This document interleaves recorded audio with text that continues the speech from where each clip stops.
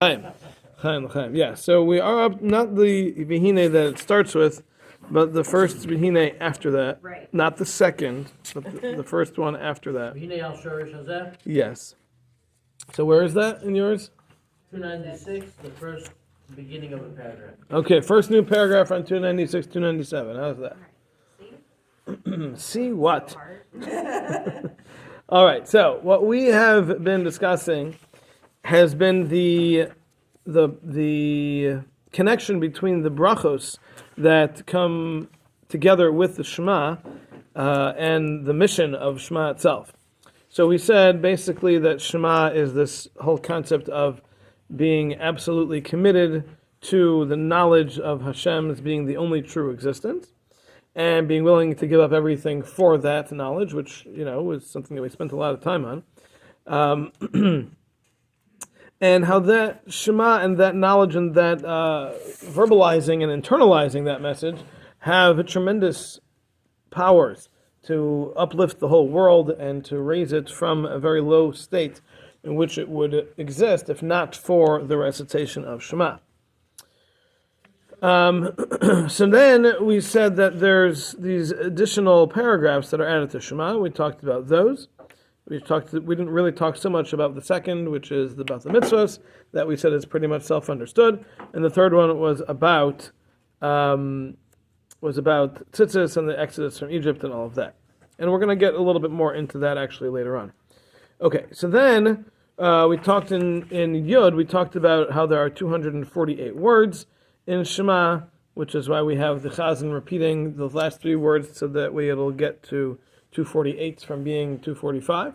And if someone's davening alone, they add three words beforehand, Kel Melech Na'aman, in order to get it up to 248. And that represents the 248 elements that make up all of the world, the universe, and the individual. So that was all before Yud Aleph. Then, in Yud Aleph, we started talking about the brachos. So, we have different brachos in the morning than we do at night, but they all follow the same general theme, and that's really what we are discussing. So he started off saying that there are two renewals that the world goes through daily. One is... Did you say why specifically tzitzis? I don't know. Not really. We're going to get into tzitzis a little bit more actually later on. He's going to go into tzitzis after when he gets through mitzvahs that are the next thing. We'll see. So he said there's two elements to the renewal that the world goes through daily. So it all goes through renewal, but that happens in kind of two general aspects. So number one is the ability to exist, maintenance, continuity, the fact that it's here today the way it was here yesterday, that is renewed daily. And the second is that every day has a mission. Every day has a part to play in the bigger plan of the world's existence. So every single day has something that needs to be accomplished on that day and needs to be potentially different than the day before because there's something else that needs to be done. So every day is kind of given its mission. And whatever even changes potentially that need to be made will be made daily with whatever adjustments are necessary for the world to get to its ultimate perfection at the end of days. So these are the two ideas that we discussed last week that are renewed daily. Okay, good? Any questions on this before we move on? No? Okay. All right, so V'hinei, Chaim. Al hasharish hazeh tiknu habrachos ha'ela v'hashachim. Based on this idea, this root, this concept, Chazal established the brachos that are added to the Shema and the praises that are associated with them. Al kalal habrias kulam, on the general existence of all creatures, shehem mischadshim yom v'yom, which are renewed every day. V'hinei, now, Chaim, klal habrias ha'ela mischalek l'shnayim.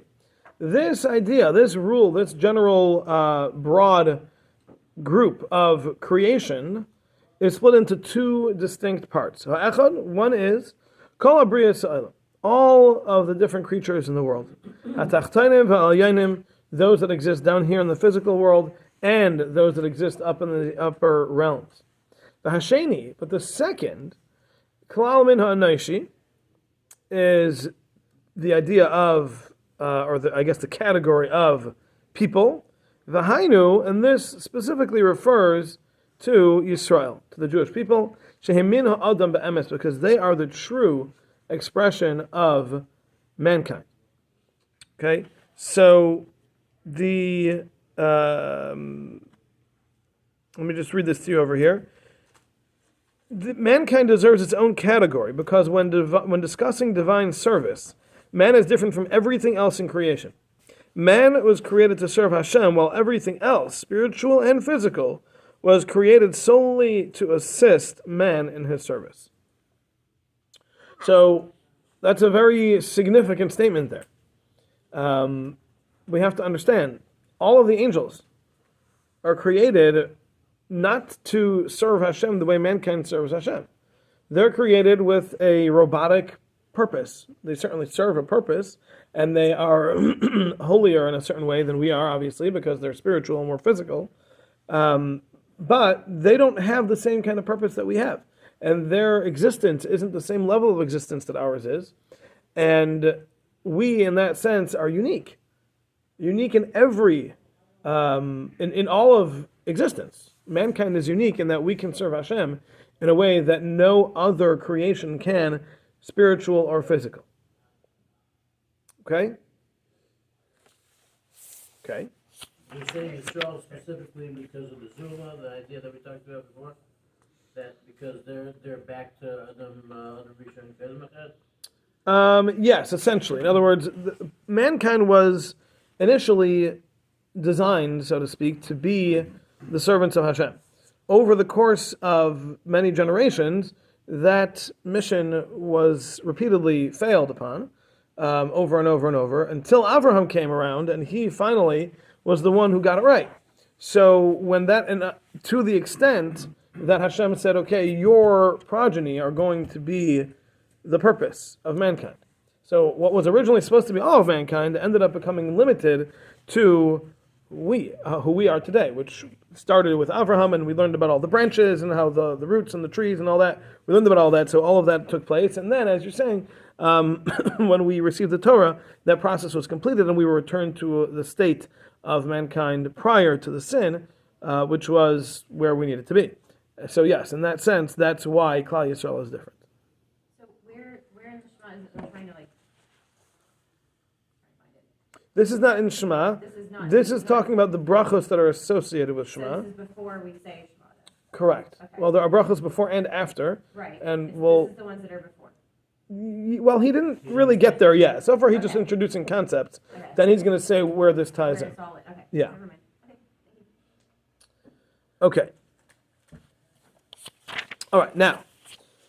V'hinei. I'll say there's based on this order, Sidru Bracha Rishona, B'Shevach Klal Habrius Uvkidei. Chazal instituted the first bracha, which includes all of creation and all of the ones who are in charge, referring to the angels and the koiches. And we learned about all the different steps along the way between Hashem and this world, and all the different parts and pieces that are part of that process. So all of those things are included. Fehem, and they are Habrias Lamata, creation, the creatures down here. V'hamalachim Lamala, as well as the malachim up there. Kol Echa B'Sdarav, each one in its own specific place in this order.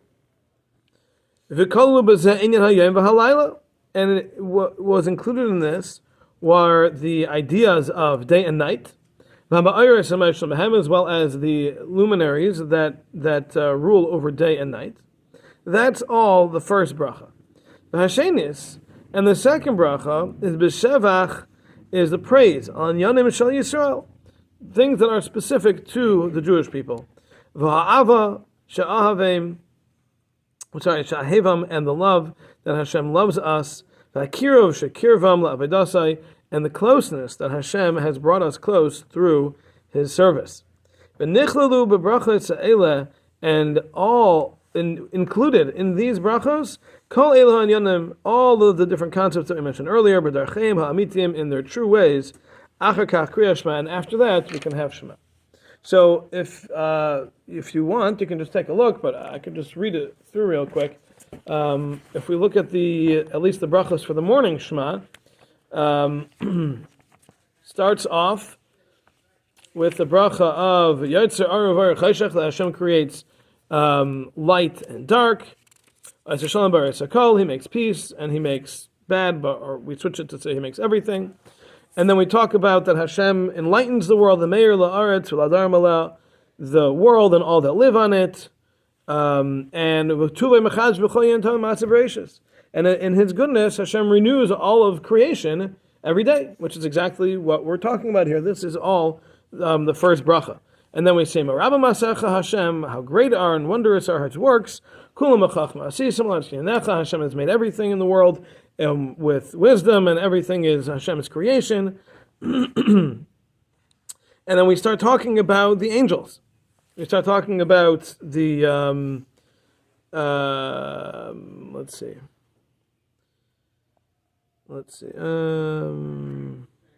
Pinas tziva'av kedoshim raimim meishakai tamid misaprim kved kela kedushasai. So we're talking about these groups of Hashem's legions, the holy ones, that are praising Hashem constantly and speaking of His holiness. That's referring to the angels.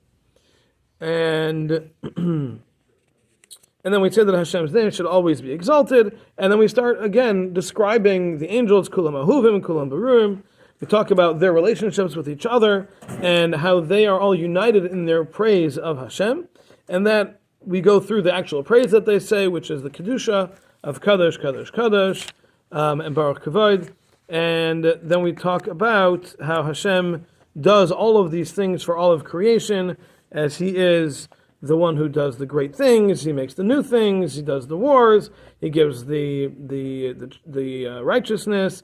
He makes the salvation sprouts. He creates healing, and all the different descriptions that we have for Hashem's global rulership. So that's all part of the bracha, the first bracha of Yotzer HaMa'aros, that Hashem is the one who creates the luminaries, which is this whole concept of Hashem making sure everything is in its place and running the way it needs to run. And again, part of Mechalish B'Tuvah B'Chol Yom Tamid, that Hashem is every day renewing this whole process. That's the first bracha, as we just described. The second bracha, he's saying, is addressing the second element of existence, and that is the Jewish people. So that bracha is Avarabba Avtanu Hashem Elokeinu. Hashem, you've loved us with a lot of love, and you've given us all of this goodness, and because of our ancestors, which is tying back to Avraham being the one who was chosen to really be the epitome of mankind, and you've taught him all the things that you taught him, and we're asking that Hashem give us the ability to continue in His ways by learning Torah, and that's the majority of the bracha. And then we ask that we should merit to have the ultimate redemption, in which all of Klal Yisrael is gathered back together, and then through that the whole world can reach its perfection, which is the goal of this whole process. And then from there we can go into Shema.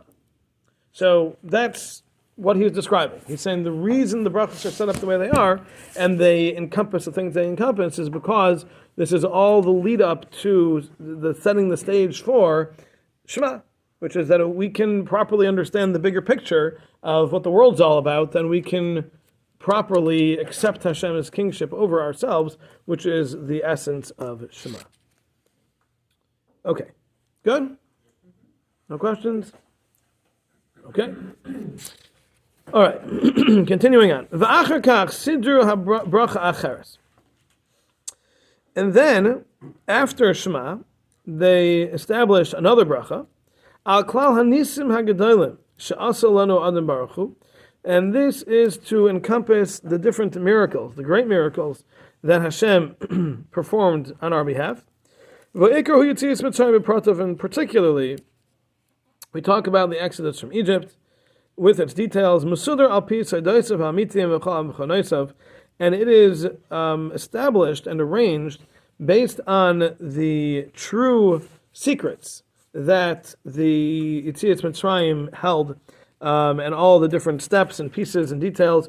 These are all things that we don't necessarily know much about, but these are the kinds of things that are hinted at, and very specific words are used in the orders, and the perhaps things that seem poetic are actually there with very, very specific precision, using the specific words and the orders in which they're used and all of that, because there was way more than what meets the eye in Yetzias Mitzrayim, and all of that is being correlated within this bracha. So when we say that bracha, we're, without even knowing it, we're mentioning a lot of the greatness that's beneath the surface in the events of Yetzias Mitzrayim. Okay. That you should to have in mind Yetzias Mitzrayim all the way from the time from Shema through this. So the mitzvah of remembering Yetzias Mitzrayim is fulfilled by saying the third paragraph of Shema, but if a person did not have it in mind there, then they can fulfill it by having in mind with the bracha that follows Shema, because that's also a description of Yetzias Mitzrayim. So yes, thinking about Yetzias Mitzrayim is really the purpose of that whole process. Yes, it is. But as he's saying here, that's part of the bigger picture. That's not the only idea. The idea is the whole concept of Hashem watching over Klal Yisrael, but that's primarily brought out through Yetzias Mitzrayim. And its concept. In other words, by Shema, it doesn't say the concept. It just says that Hashem took us out. Right. And here it's mentioning, well, we don't necessarily understand them, but concepts and the aspects. Yeah, so there's much more detail and much more involved in the bracha that follows Shema in regards to describing Yetzias Mitzrayim, which isn't in Shema itself. Yeah. Does he give an example of the actual, in that bracha, what it is affecting from the text? I don't remember seeing anyone mentioning anything. I'll take a quick look. I don't remember in any of my other ones anybody really mention anything about that, but I can look one more It'd be nice to have a time. kavana, or a... Well, the nice thing is that you don't need to. That's the nice thing about davening, is that when the Anshe Knesset Gadol, the men of the Great Assembly, established davening, they included and incorporated all these different Kabbalistic concepts so that we don't have to. That was the whole idea, is that we just say the words and understand what they mean on the surface, and everything else happens on its own. So that's the beauty of it. So we don't need to have all those things in mind. They're nice things to learn about, and certainly it's wonderful if you do know them, but you don't need that during davening. They wrote it with precision for that reason, so that we don't need to. Let me just see if let's see if he mentions anything here. I don't think he does.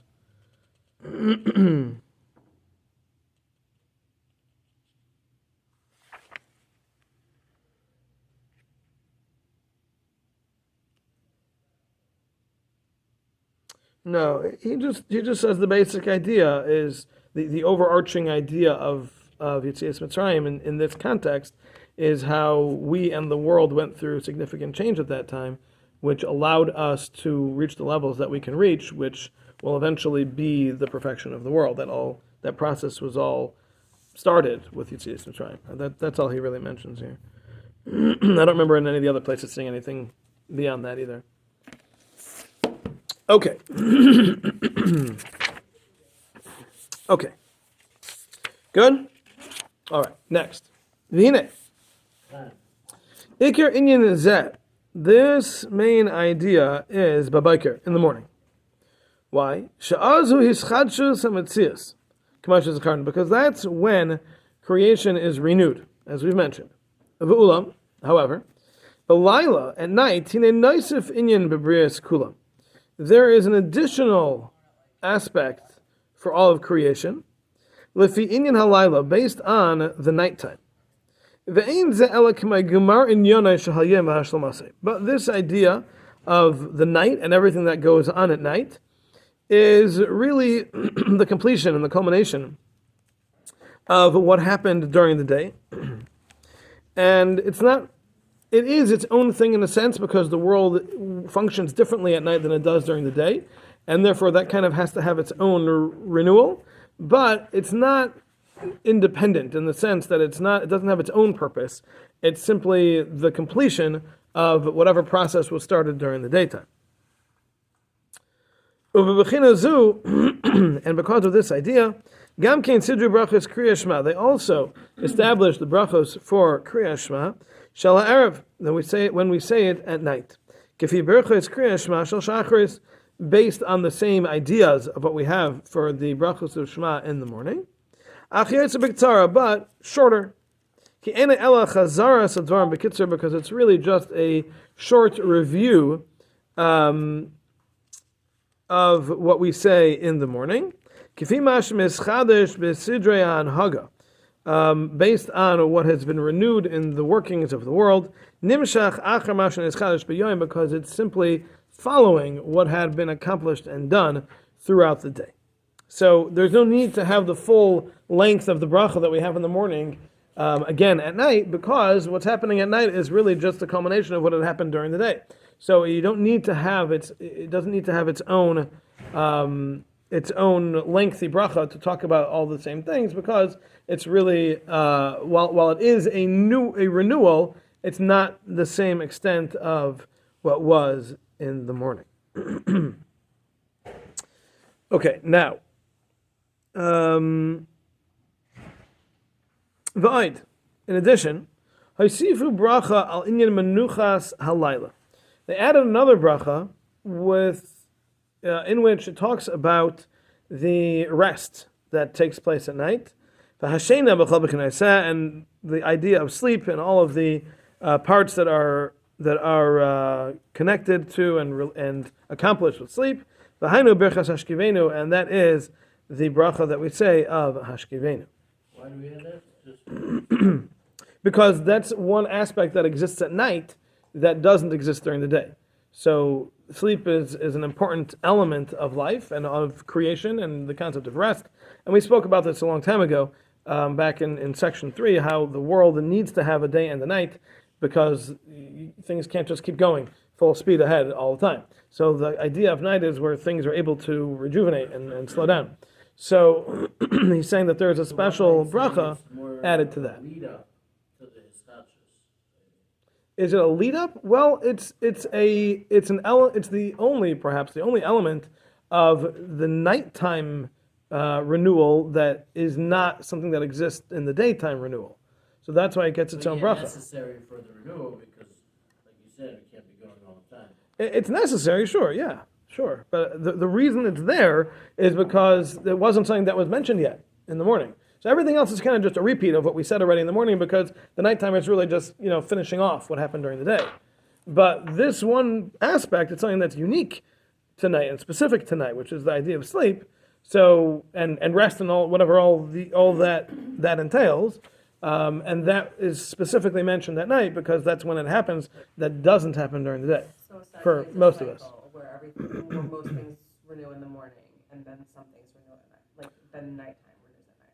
Right. So everything that renews during the day renews at night, except that it's not with the same force. In other words, the mission that the day has is to accomplish 1 through 10. So 1 through 7 is accomplished during the day. 8, 9, and 10 is accomplished at night. So it is a renewal because the world functions differently at night. So that's kind of a recreation at night, so to speak, of a new status for the world, that it's now nighttime. It's in like a different status. Mode. Okay, different mode, right? But that renewal isn't nearly as powerful because it's really just finishing the job of what had happened during the day. So therefore, the brachos that we have at night are much smaller and just condensed versions of what we already said during the day, because we're just ending that process. The one exception to that is the idea of sleep and rest and everything that the night accomplishes in that realm, which the day does not. So that gets its own bracha, which is why at night we have a new bracha that we don't have during the day that follows Shema, because of that one element that's added. But yes, the whole thing is absolutely a cycle. Yeah. So how does that work with time zones? Hold on. Okay, one at a time here. Yes, go ahead. Does it imply that the dream world, like, it's so funny because my mother at the age of 89 is all of a sudden, she's processing so much at night. She's just telling me on and on in the morning about her dream world. Okay. And it just makes me feel like maybe that some of that processing is happening in the dream world? Does some of the processing happen in the dream world? Yeah, it certainly can, for sure. The sleeping is an important element in many ways, and one of them is that it does allow your mind to process stuff that you weren't really focusing on enough during the day. Dr. Krako when we need him. Yeah. Dr. Krako is thankfully on mute. I'm sorry. Are we good? Okay. What? I would just say from like a motor learning perspective, like you're looking at like even just how we learn movement or how we process like the events that have happened in the day. That's all happening while we're sleeping. Right. That's what I just said. If you like, so it's not just from the spiritual perspective. Yeah. Well, we weren't talking about spiritual. Okay. Yeah. Yeah. Okay. Rabbi Goldman. Is he going to talk about Baruch Hashem now? No, that's it. Baruch Hashem Le'olam was added afterwards. It's a separate. No. But after the initial creation of the Berachos Kriyas Shema. So it's not part of the main aspect. That was added because of technicalities of Shema Esrei and stuff. It's really not related to this whole discussion, as far as I know. Okay. Yes, Geula. Rabbi, Yeah. so how does that work with time zones? How does it work with time zones? What do you mean? Well, if you said there's like different, on a different continuum and like a different stage in Olam or cottage of the world than you are.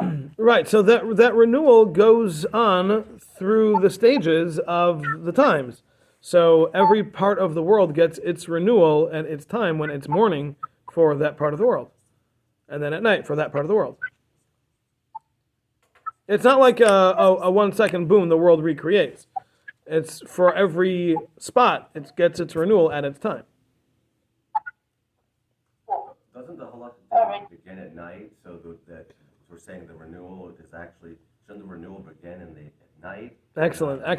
Yeah. So Stephen's asking a question I was wondering about. I was kind of hoping nobody would notice because I have not found anybody address it. And that question is that we know that the world was created with the system of the night first. The night is the actual start. That's kind of what I was meaning when I said that I think it's an introduction to the renewal.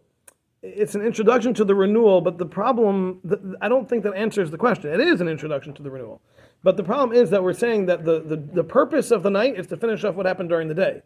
The problem is that we know it doesn't seem to work that way. Like Shabbos starts at night, right? The first day of creation started at night, right? Everything starts at night and then finishes up through the day. And the night is when we start a new day. So I don't know. I don't know how this fits into that. I don't know. I would guess that it's once the days were created in the way that they are created, and that the day follows the night, and the night is the beginning of the day. When it comes to the purposes of things and the world and the directions and all the processes that need to go into any given day, those are designed to work day first, followed by night. So they're not necessarily related. And we find certain things work that way. When it comes to kachim for karbanos and things, we find that the night follows the day. And if you get, you have a day to eat a karban, you have that day and that night, not the next day. So there are certain aspects in which we see, even in a halacha, the night follows the day, not the day follows the night. So I'm guessing he's going to say that what we know of night starting the day is not related to this process of the world in which the day actually precedes the night. But I still think the question is better than the answer because, this came from creation itself. Creation itself was night first, then day. Right? It was night first. So I guess he would say, and again, this is all guesswork here. I've not seen this anywhere. I guess he would say that the creation of the world was night then day, but the purpose of each night is not related to that. So the purpose of, if we were to take Shabbos out of the equation for a minute, the purpose of Tuesday night, even though it's Wednesday, is to finish up what was supposed to be done on Tuesday. Okay, so there's a job for Tuesday, and Wednesday's going to finish off the job that Tuesday was supposed to finish, essentially. Right? So in that, we'll have to play with it a lot when we get to Shabbos and Yontif and things, and Going back to the first day, that's a little problematic. and it's going to be problematic exactly what the first day was all about. What happened really on the first day? That's a much deeper conversation. What really occurred on that first night. Right? The first thing that happened was the separation of dark and light. So what was the night at that point? So there's definitely a lot to think about and to guess about and make things up. But you can kind of talk about how the whole idea of Shabbos is to finish off the week, right? So that would make sense that it starts at night, because it's the night that follows the whole work week. Shabbos kind of needs to complete that process, and without it, it's missing. Ba Shabbos ba Menucha, the Gemara says when Hashem created the world, everything was there. The only thing that was missing was rest, which is Shabbos. So in a sense, that's the completion of the week. So in that sense, perhaps the night, even though it's another day, is really finishing the job of the previous day, and Shabbos for the week, and Ivri Yontif for that era. Well, there's a lot to make up on the spot. Okay. It's a lesson to tell you to take it slow in the beginning. Yeah. But I was surprised. I did not see anybody talking about it. I think it's a question that needs a better answer than what I'm suggesting. Okay. Okay. All right. Anything else? No? We're good? Okay. So I don't think we should start. I think we'll stop here. The next is going to be chapter 5. Yeah, you better remember this one. So the next thing is going to be the mitzvah of davening, tefillah, and we will talk about. Yeah, we'll talk about that next week. All right. Have a good one, everybody. Good.